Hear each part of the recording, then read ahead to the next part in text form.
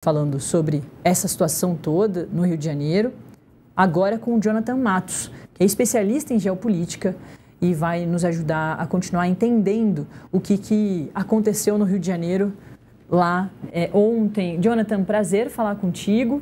A gente tem feito essa transmissão especial do Acorda Metrópolis, que é o jornal da manhã aqui do Metrópolis. Todo dia de manhã a gente está aqui, mas hoje a gente tem falado basicamente sobre essa situação trágica no Rio de Janeiro, porque os números não param de aumentar. Bom dia, Jonathan.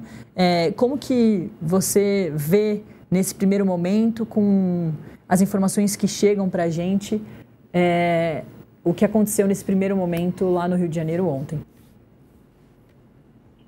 Bom dia, Natália. Primeiramente, muito obrigado aqui pelo convite. Uma saudação a todo mundo aqui do Metrópolis. O que eu posso falar, eu como morador do Rio de Janeiro, né, fiquei muito assustado ontem com o volume de mortos, com o volume de na rua.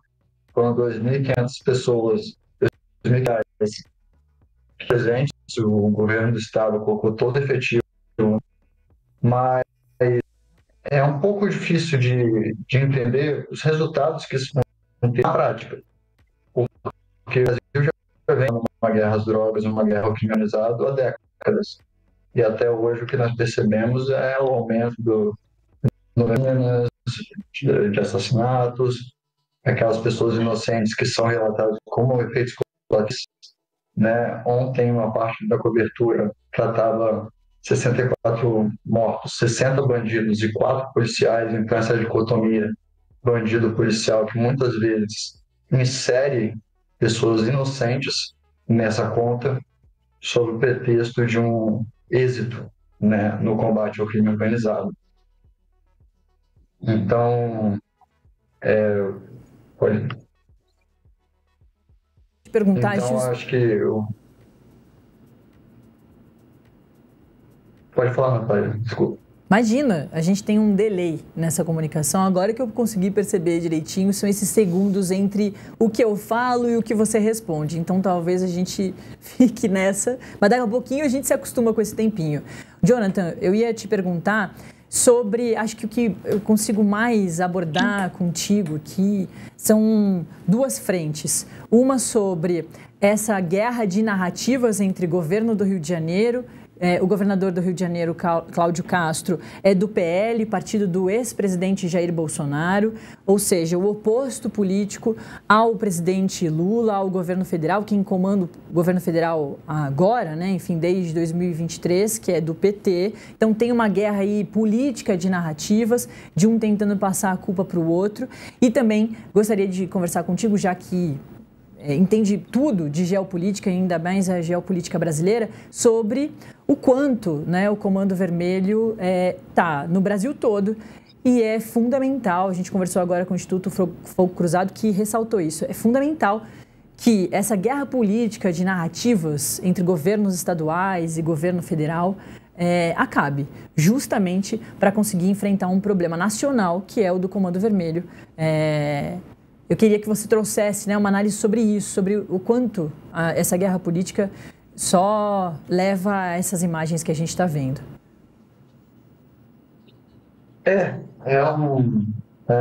Tem uma situação de pesar, né, que a gente tem que ver essa disputa política num momento tão frágil assim, né, onde a população carioca passa por momentos de angústia, de uma tensão, inclusive hoje as ruas ainda estão vazias, né, mas acredito que é uma tensão que ocorre há muito tempo. A gente vê discursos parlamentares, não é de hoje, não é só do PL, colocando em oposição direitos do combate ao crime, a questão do populismo, né, que existe um pouco melhor, mas essa questão da oposição entre o PL e a esquerda,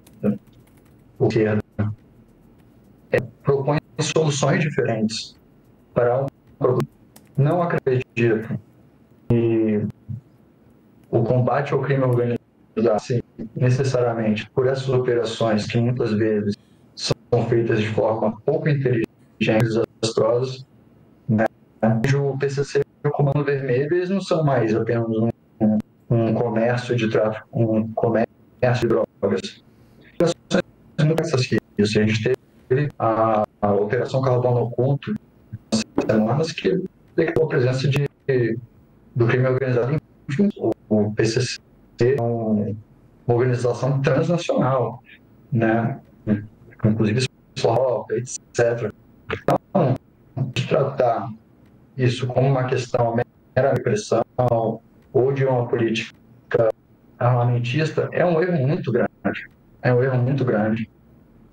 Eu acho que tem um Congresso que deveria ter urgência a técnica da segurança pública, o compartilhamento de dados de inteligência entre o governo federal e os governos das organizações estaduais, civil, polícia militar, para evitar ações como essa sejam mal realizadas. E eu acredito também que, infelizmente, existe um debate no campo do direito penal chamado populismo penal. Então, as pessoas se aproveitam de uma pública, de alguma tragédia, para elaborar que, na verdade, endurecem penas, como se o aumento das penas fosse diminuir a criminalidade, que já se provou equivocado no Brasil, nos Estados Unidos, diversas partes das drogas, desde a década de 70, 80 no Brasil, tem produzido só a expansão do crime organizado e o número de mortes.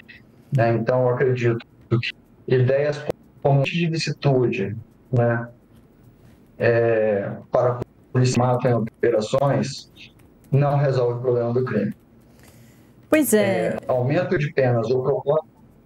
Pode continuar. Ou proposta de pena de morte também não aumenta o combate ao crime.